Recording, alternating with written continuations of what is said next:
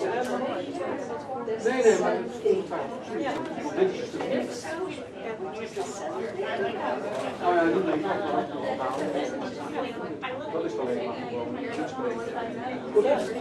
gewoon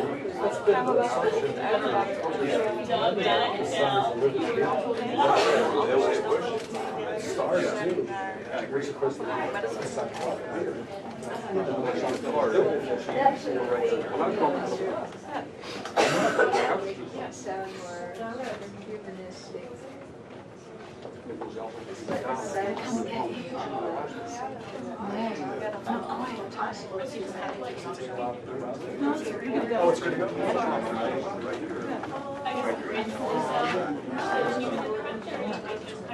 Hi, everybody. Hopefully we can get started here in a quick second. Everyone have a good lunch? Yeah? No one's going to fall asleep then, right? No? No promises? The toughest thing to follow is lunch, right? Although Ed May is a tough one to follow too. So we're going to talk about environmental sensitivity. That's pretty exciting, isn't it? So what my topic is about is environmental sensitivity and kind of how I see this playing into the future of parapsychology. For those of you who don't know me, my name is Brandon, and I actually studied psychology and parapsychology at the University of Edinburgh. I did most of my research was actually in environmental sensitivity, and I was looking at a lot of neurobiological correlates of ghostly experiences, and that was sort of what I spent most of my time over there doing. So I actually finished my research in 2008, and since then I moved away from the research psychology, and now I'm more into the clinical part of things. And so since leaving Edinburgh, I've been pretty much doing behavioral health consultations, psychiatric evaluations, and I work for a hospital up north called the Cleveland Clinic. I worked there for about 7 years. So for the most part, over those 7 years, plus I've been in the mental health field for about 15 years, I've done about, I think I'd average it out to about 5,000 psychological evaluations. So I've met a lot of people. I've heard a lot of stories. And another guy who's pretty big in environmental sensitivity research is a guy by the name of Michael Jowler. And he's the one that sort of started this thing back up. But what he found was he actually worked for the government in Virginia, and he would go in, and if there was people with sick building syndrome or people who were having effects from the environment that they were living in, he would do some tests in that area. And what he found was there was a group of people who were really sensitive to environmental stimuli that was around them. And they were actually having physical reactions to the environment that was around them. They were getting sick. They couldn't go to work. But what he found was this group was also having a lot more paranormal experiences. So apparitional experiences and psychic experiences. And when I found, the fortunate thing about my job was if I go in a hospital and do an evaluation, I do know a little bit about the patient's history. And I was finding a lot of examples of patients with environmental illnesses, like migraines, fibromyalgia, idiopathic environmental illness, overall sensitivities to the environment. I found that when I was talking to these types of patients, I found, much like Jowler, they were having a lot more paranormal experiences than the average person. And that's a pretty important part, and it's kind of what interests me most about this. So let's kind of get into what environmental sensitivity is. I'll spend about 10 or 11 slides talking about what it is, and then we'll get into a little bit more about sort of what parapsychology has to do with it. So sensitivity. It's a pretty vague word, isn't it? When we think sensitivity in parapsychology, what do we think about? Anybody? Psychic sensitivity usually pops into your mind. Anytime you talk about paranormal and sensitivity, that's probably one of the top things that pops into everyone's mind. But what sensitivity really is it means capable of registering slight differences or changes. So when I talk about environmental sensitivity, I'm talking about people who have this extraordinary sensitivity to environmental stimuli like smell, taste,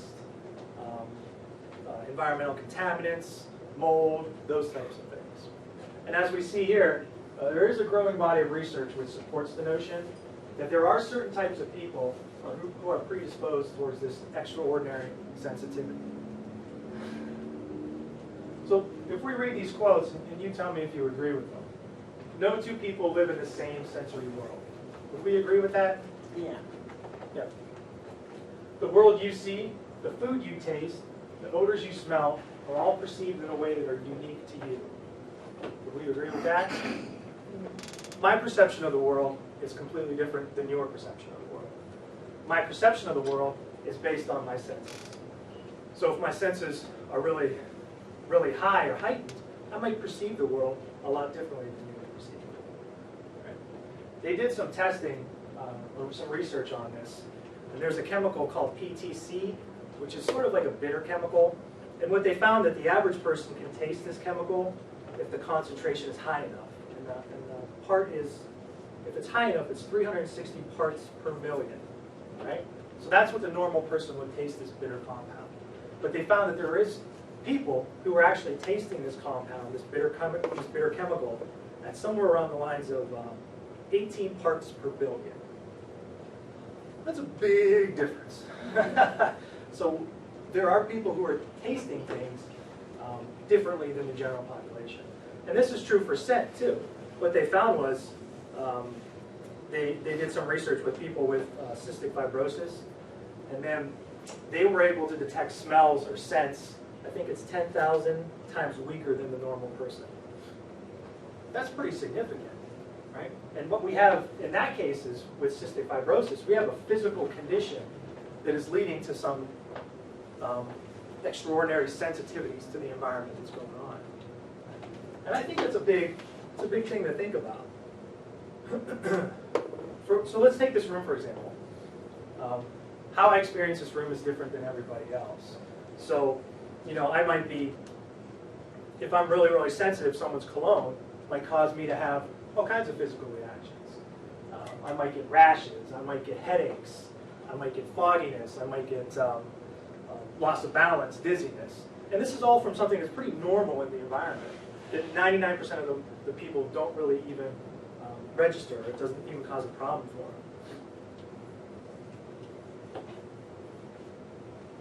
So who I am is based on how I experience the world, and how I experience the world is through my senses. And I think Ed actually mentioned this in his last talk. There's a lot more senses than we really, the human has a lot more senses than we really think about. So not only do we have our 5 senses, but we also can sense sound, light, chemicals, pressure, position, heat, gravity, and electromagnetic or electric and magnetic fields, which is a bit of a controversy, but we'll talk about that a little bit later.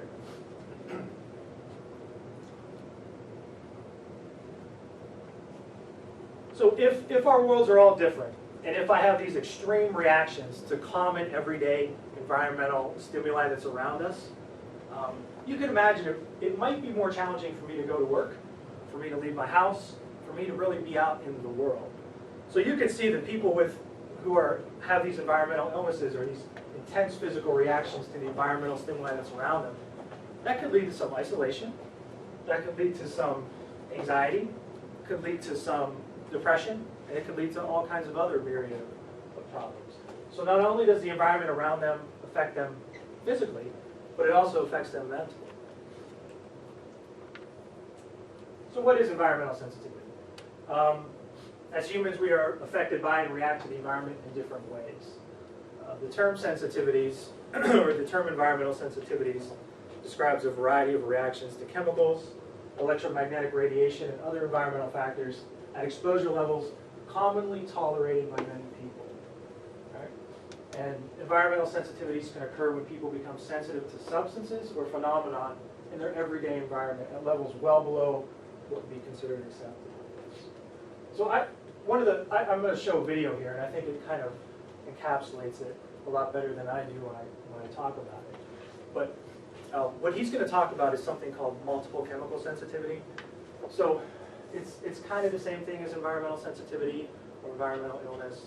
it sort of all goes under one big umbrella. All right?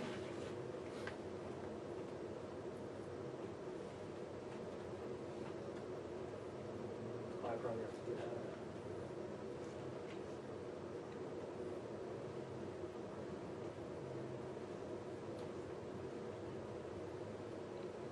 Okay, what's the, nope.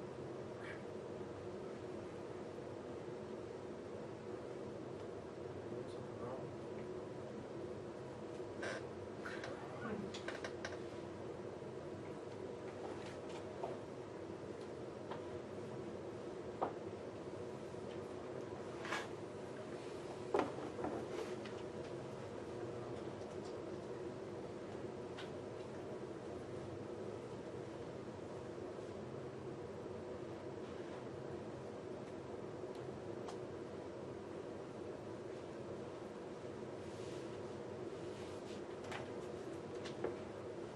Well, maybe we won't. Is Annalisa around? There's a video on the screen, is that what you're looking I'm trying to hit the video, but it's not working. Maybe if you touch the button on the screen. I was almost like this too. So you're I guess it's the part where Spade's supposed to say, get it back. I think he's using it back.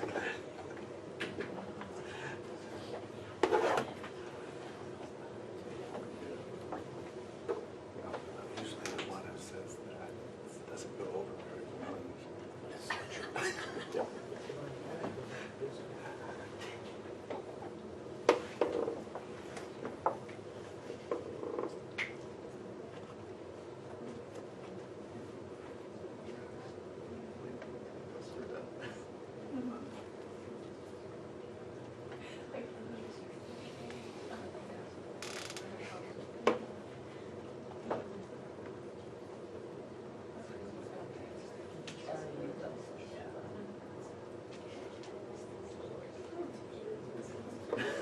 Yeah, it seems like it would be pretty easy. Oh, well, I guess we don't get to watch a video. I lied. Do you have it on a thumb drive or is it on the hard drive?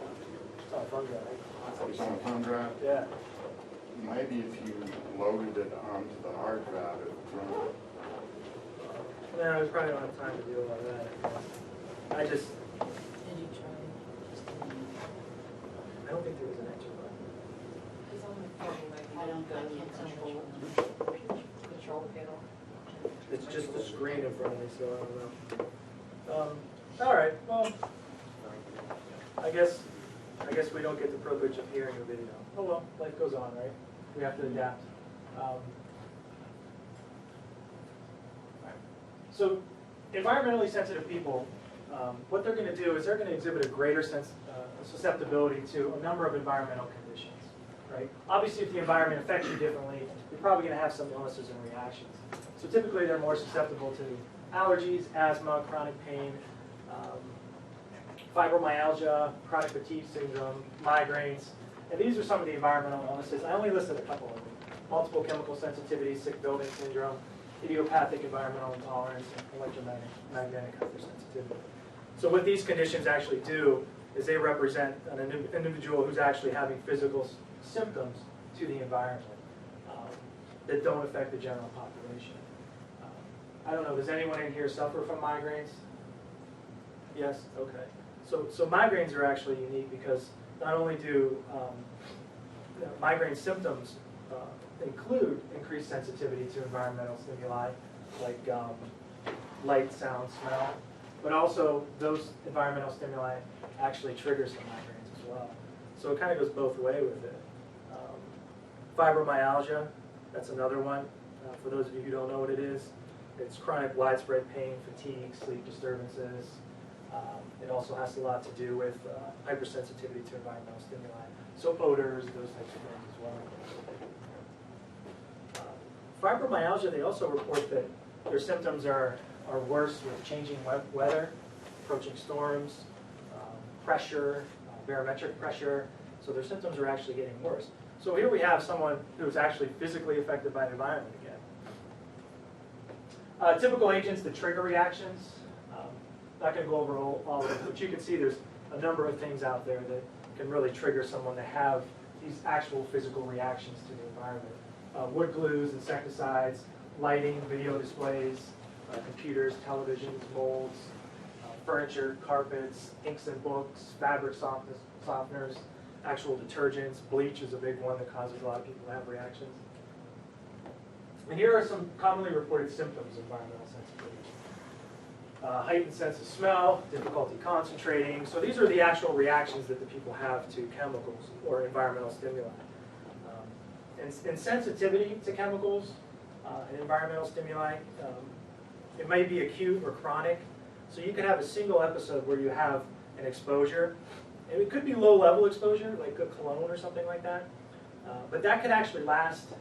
The reactions like the fogginess, the blurred vision, abdominal pain, watery eyes, that can last for hours, it can last for days, and it can last for years. So this could be a pretty debilitating thing for some people.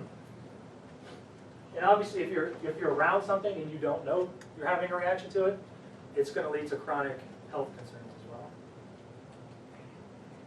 In the medical field, these are some of the symptoms they use to diagnose a patient with multiple chemical sensitivity. It's pretty straightforward. Symptoms are reproducible with repeated exposure. The condition is chronic. And obviously the symptoms will improve if you remove the stimuli that's out there. There's a lot of research that says there's biological origins of this individual sensitivity that we have as well.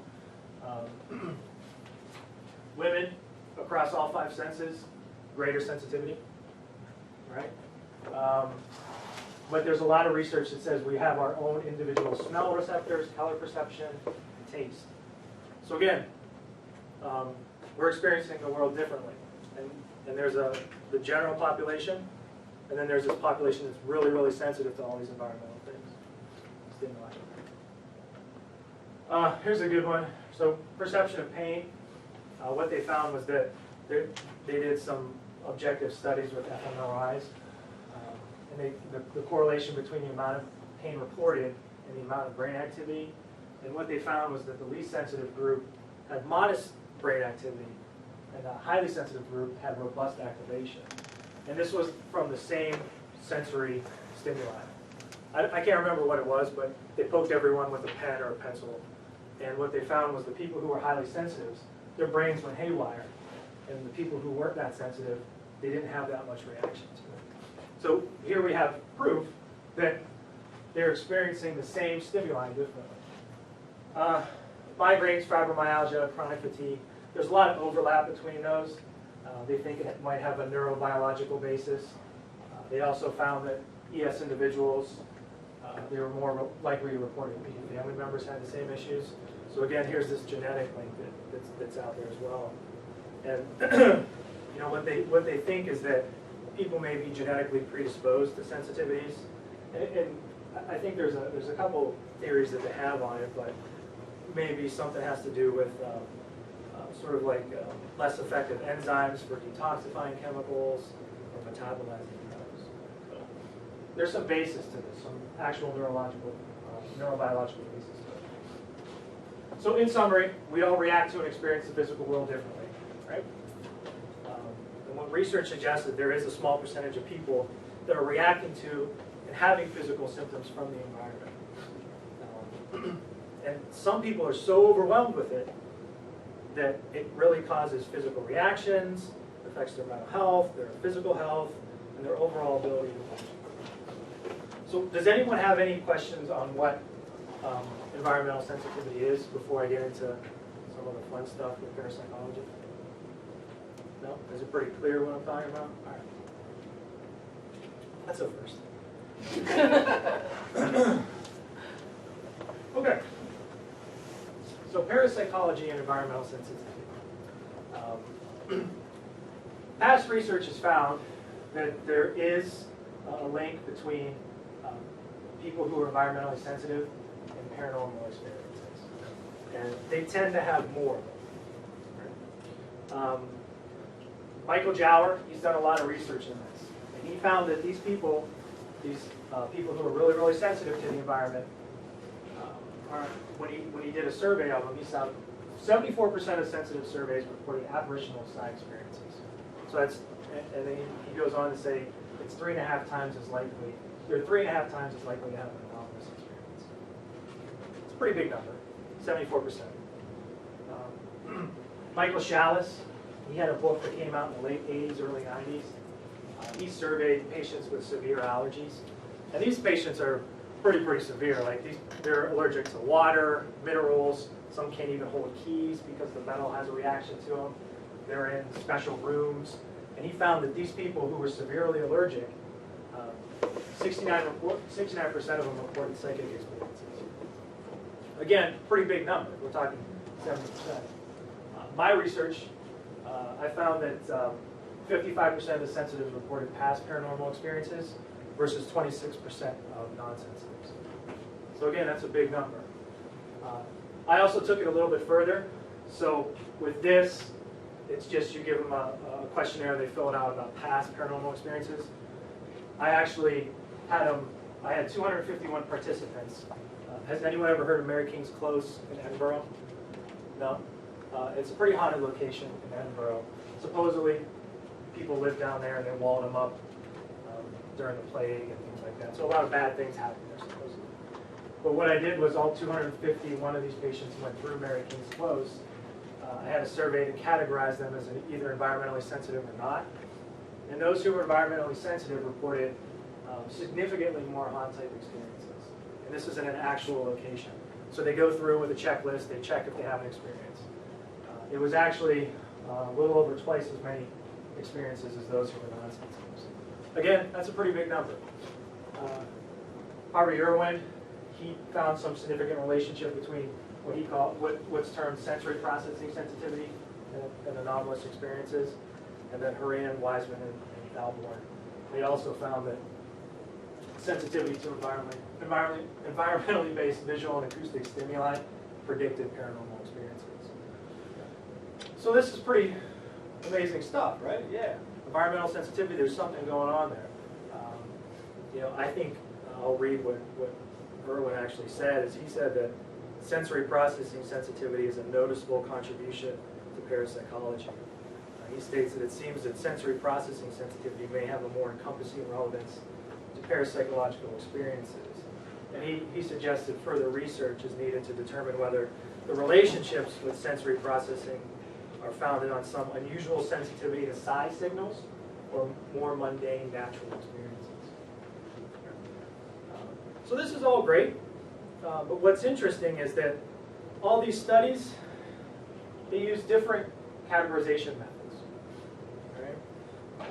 Also, sensory processing sensitivity, Thalborn's categorization method, Chalice's severely allergic patients, and Jallo's questionnaire, all kind of define sensitivity differently. So that's a bit of a problem. So how is parapsychology categorized? And a lot of these studies, their aim wasn't to, I'll say that up front, to more or less measure environmental sensitivity, but a lot of these scales have things in there that actually measure whether someone is sensitive to the environment around them. Has anyone ever heard of highly sensitive person or highly sensitive person scale? Okay, a couple people. So this is something that Elaine Aaron has been doing, I think since, gosh, I want to say late 80s or early 90s. And it's, what it is it's, highly sensitive person is a sort of a personality trait. And it's sort of having a sensitivity to external stimuli. And that's greater depth of cognitive processing, higher emotional reactivity, those types of things. And this is, it's sort of these people who experience things deeper and more meaningful than everyone else. Okay. So you can see by these questions here, are you deeply moved by the arts? Do you startle easily? Do changes shake you up? When you were a child, did you believe you were shy? So these things are kind of what categorize someone as highly sensitive. But it's not looking at environmental sensitivity the way that it's described earlier. Fantasy-prone personality, I'm sure we've all heard that before in the literature.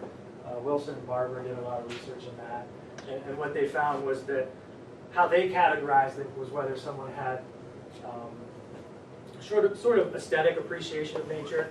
So people who are more acutely aware of nature, more focused on the experiences since childhood. And while that's a valid thing, it doesn't necessarily, it's not equivalent to suffering from chronic environmental conditions. Right. Valborn, he had a I think I always say this wrong, hyperesthesia questions. And these were sort of a list of 7 true or false items. Hyperesthesia is a state of an abnormally increased sensitivity to stimuli.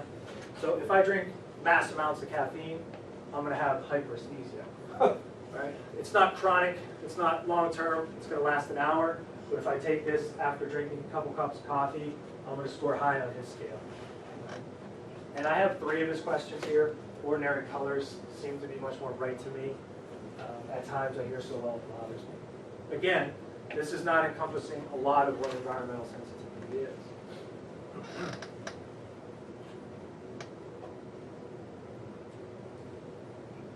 Let's get to Michael Jower. So this is his scale, condensed version, obviously.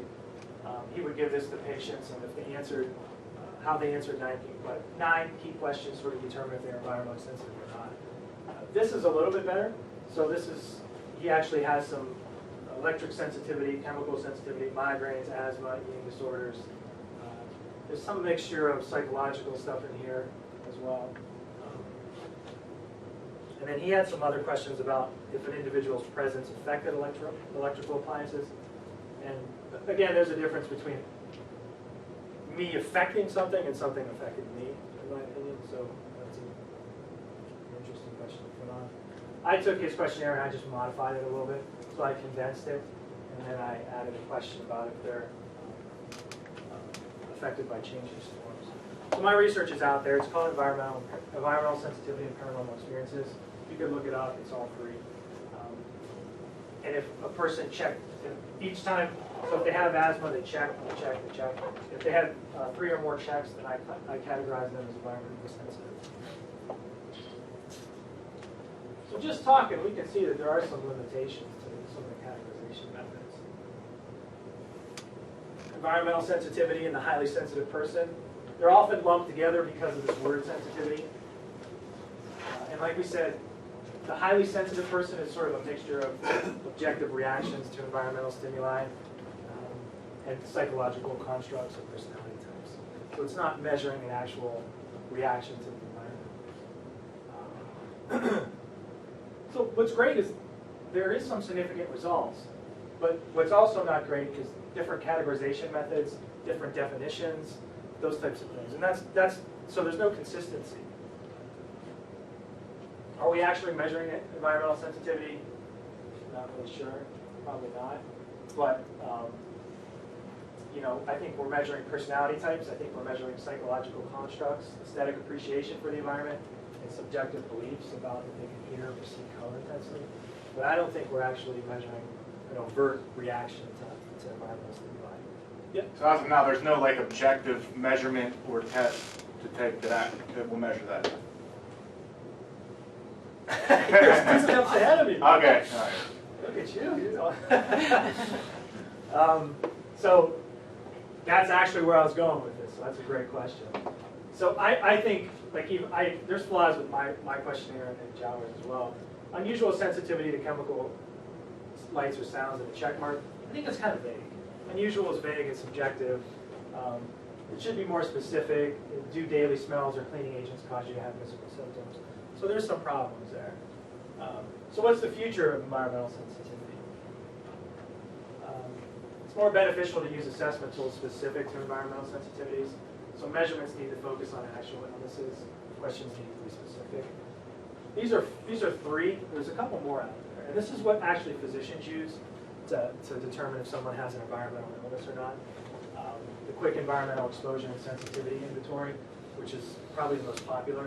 It's an amazing questionnaire.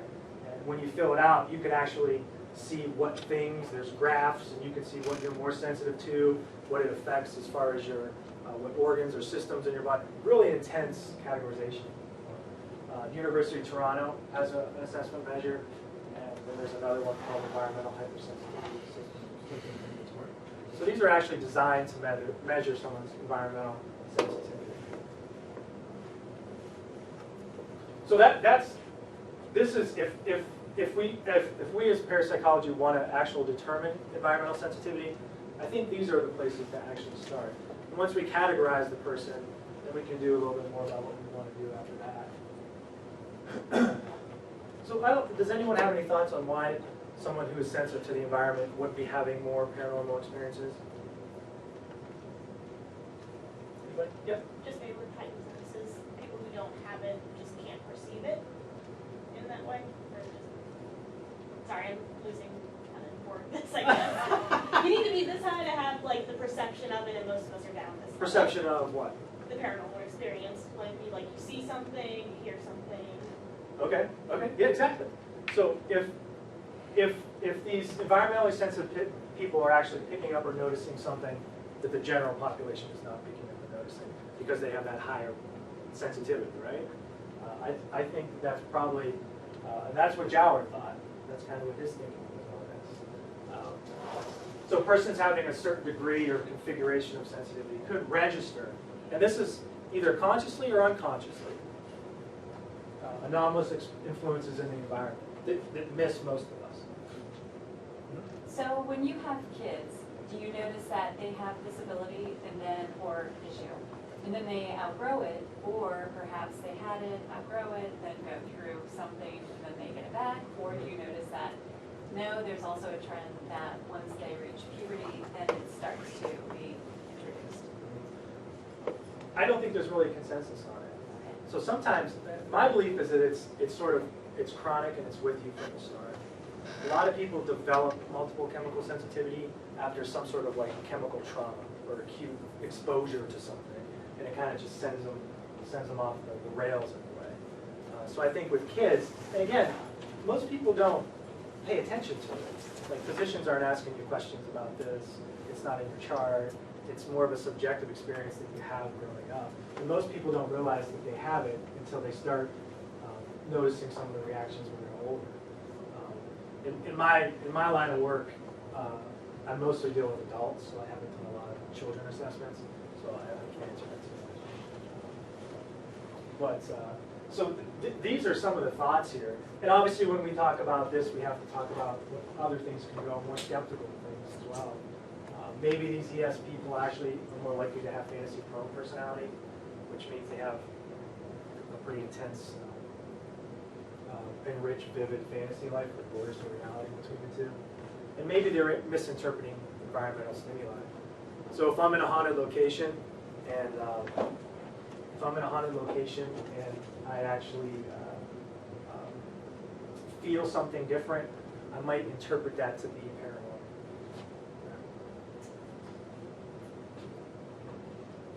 But you know, these sensitive may be better at sensing external magnetic fields, which have been linked to psi and apparitional experiences, more so than the general population. You know, there's all this talk about people having a biological antenna, you know, or a biological radio of some kind. Maybe their radios are a little better than everybody else's. So if there is anomalous psi signals that are out there, maybe these people are better able to sort of tune into those types of things. Their radios or biological radios are more refined, they're better at it. And maybe that's why they're having more of these actual experiences. While the general population, I think, we all have the ability to have these experiences, but these people have the ability to have them. We all know there's correlations between magnetic fields and ghosts. It's pretty common out there, not only on TV shows, but in the research as well. So for the past 3 decades, parapsychology has found evidence that psychic and apparitional experiences may be affected by fluctuations in man-made as well as geomagnetic fields. However, the research has been inconsistent. And when I say inconsistent, what I'm talking about is some have found increases in EMFs and GMFs in haunted locations. Others have found no abnormalities. Others suggested it's a complexity or variation of low-level magnetic fields that means to it. So there's no consensus there. But if there are different sensitivities to environmental factors, not everyone's going to react to magnetic fields the same.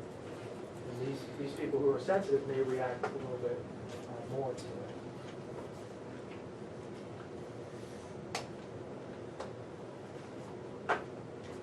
recent research says that the effects of magnetic fields, basically with magnetic sense, what I want to get across is there's research that says that we may have the ability to detect low strength, low frequency magnetic fields, and that's actually a common property of the human nervous system. This idea has been banged around for years. But what the recent stuff says is that this detection of this magnetic sense is actually a form of sensory transduction, which is essentially how our senses work. So, if this has to do with our senses, and we have these people who are more extraordinarily sensitive, there could be a correlation there. Recent research has found they actually discovered a sensor in a sensor of the Earth's magnetic field in the brain of a tiny worm at the University of Texas. And you can read this here; it tells you all about it.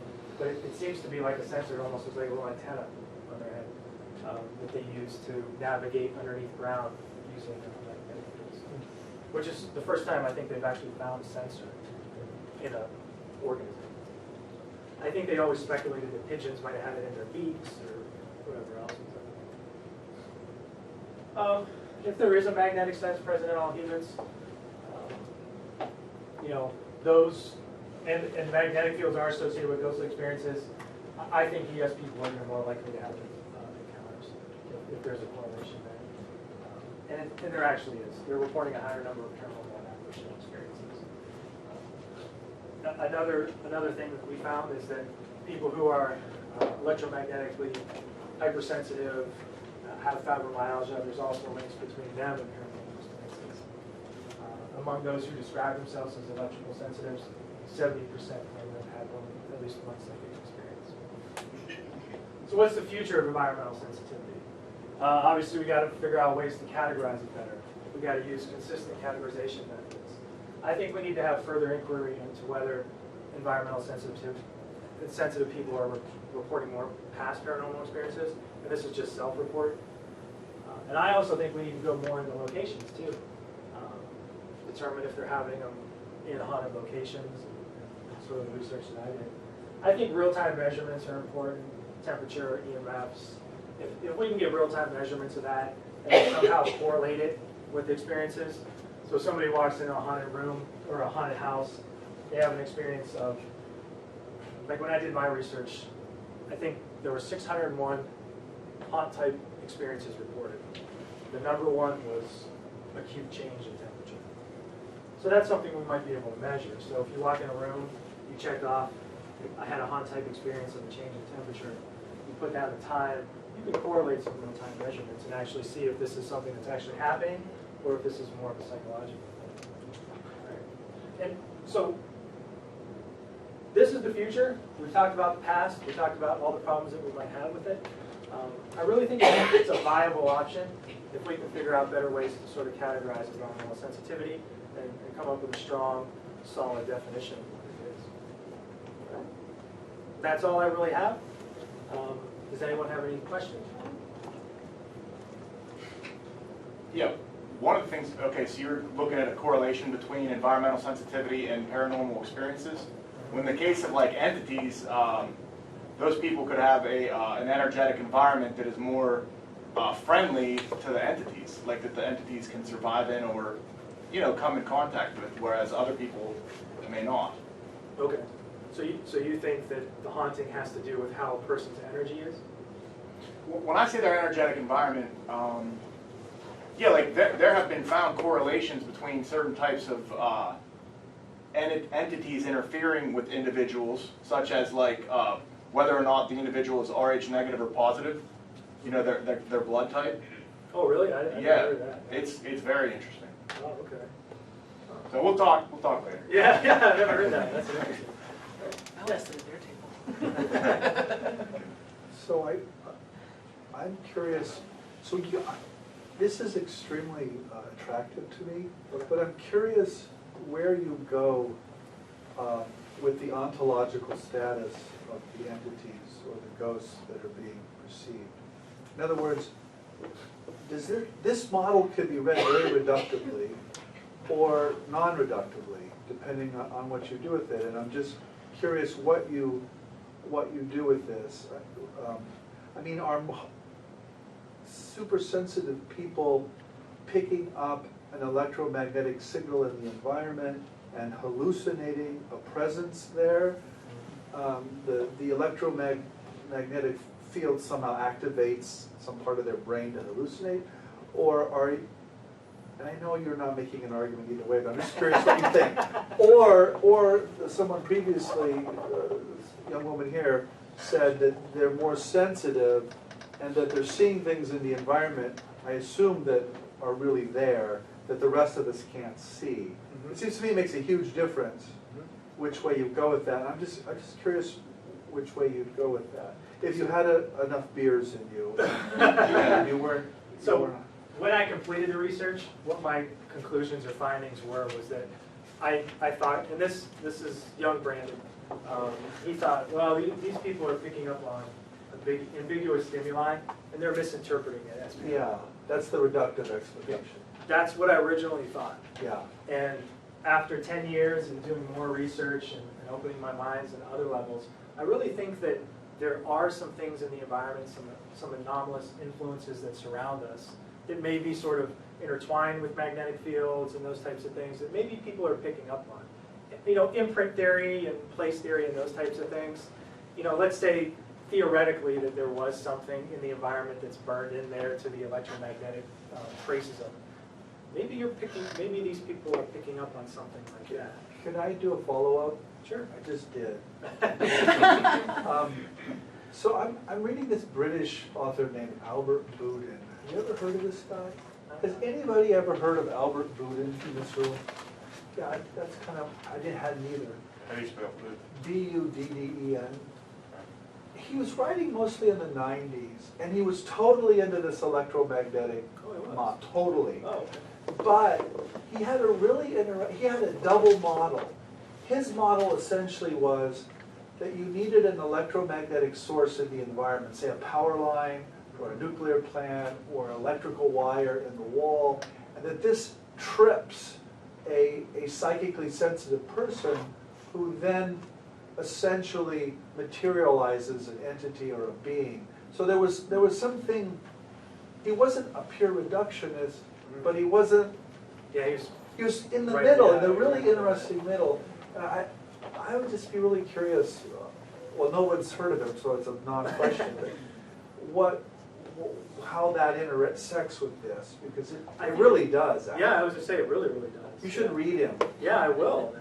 Yeah. That sounds really fascinating. I'm surprised I never came across him in any of the research. I never heard of him either. Okay. There he was. He's got 2 books, both on the electromagnetic thesis and paranormal phenomena. Really? Wow. Because I know Michael Chalice, who I think he was a professor at Oxford. He, in the late 80s, early 90s, really started this all. And his book, The Electric Connection, is really, really fascinating. Yeah. And he started with how this electromagnetic sensitivity and these fields, these people with these severe allergies have such a low threshold that they're picking up on something that other people aren't. So it kind of goes a little bit to that, and you come up to where we are now. I think the first step is just making sure that this is actually happening. So we categorize appropriately, we make sure that these people are actually experiencing these things, and then we kind of go into a little bit more about why. The other thing the model implies to me is that modernity is more paranormal than pre-modernity, because we're just swimming in electromagnetic radiation now in a way that the species never has before. Exactly. I mean, it's all around us, and you know, people are going to say, there's no way you could really, there's no way you're going to be able to register low-level EMFs. Your body can't do it, blah, blah, blah, blah, blah, blah. But I think there are people that can. So, you know, I think that's a huge societal question. It's like, how much is too much as far as stuff that's around us, you know? Yeah, go ahead. You've dealt with a lot of patients, Sure. clients. What, could you give us an example of something that really stands out, of something that really made you question one way or another what had happened to them or what they had really perceived? And have any of your patients talked to the dead? Yes. Yeah. I think in America, I was talking with some people earlier about clinical parapsychology, how I think it's such an important thing. You know, when I talk to patients, and again, chances are if I'm in their room, it's something mental health is going on, but that doesn't necessarily mean anything like they're psychotic or anything like that. We all experience depression and anxiety to some degree. You might just need a referral to a counselor or something like that. But there's a number of experiences out there. I can't really pick out one.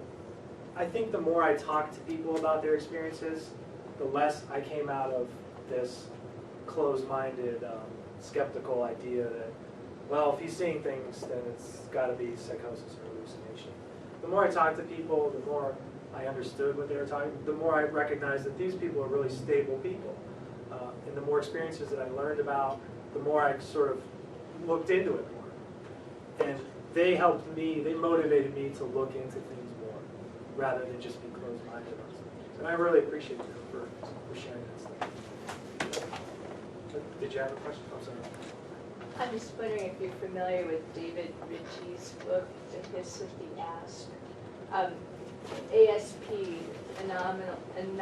anomalously sensitive person. What is it called again? It's all initials. Oh, that's what HIS stands for? Yeah. Oh, okay. So it's anomalously sensitive person, ASP. And so he's making the link that you're making with environmental sensitivity and sensitivity to anomalous phenomenon. But I think from a slightly different perspective. Yeah. So, And that's the problem. It's everyone's coming at this from different angles. Everyone's defining it differently. Everyone's using different categorization methods. So I think there needs to be some consensus to it. I think the consensus really starts with the actual assessment tools. Once we do that, the next step is, once we're all on the same page, then we move on to the next page. I think you're in the very early stages of this, it sounds like, in terms of research. I think so. I would agree with that. I think there's a lot of promise to it. I just, someone's got to put a lot of time and effort into doing it. So that's the next step to it. Anybody else have any questions? Yes, sir. I wanted to follow up on your mention there of haunted locations. Sure. Do you know on the internet that you can find all these lists of the top 10 most haunted places? I love those websites. But that's kind of a pop culture thing, but is there really a scientific basis for that? That there could be like geographic regions that are more prone to psychic activity? I would say, I don't think it necessarily matters what the regions or anything like that. I would say this, like, all of us here, we're all electrical beings. We come with magnetic fields, electromagnetic fields. Our bodies generate this kind of stuff. So every paranormal experience that has happened since the dawn of time has involved EMFs or electricity because a person was there. So I don't really know if it has to do so much with locations as it has to do with an individual person. Right? That's how I would answer that question. But if you put me in a hotel room, like the Stanley Hotel room, and shut all the lights off, I'd probably say it was the most haunted place in the world. I'd freak out. So I think there's something to Wiseman's contextual variables causing more people to report symptoms in places that look more haunted. We got time for one more. One more? Okay. Okay, there's no diagnosis for like a hypersensitive person or a hypersensitive environmental sensitivity or whatever. There's no like diagnosis for that, right? There is. Like medical diagnosis you're talking about? Well, yeah, but even if it's not medical, a diagnosis, like do we know the set of symptoms that are there to know whether or not someone's hypersensitive?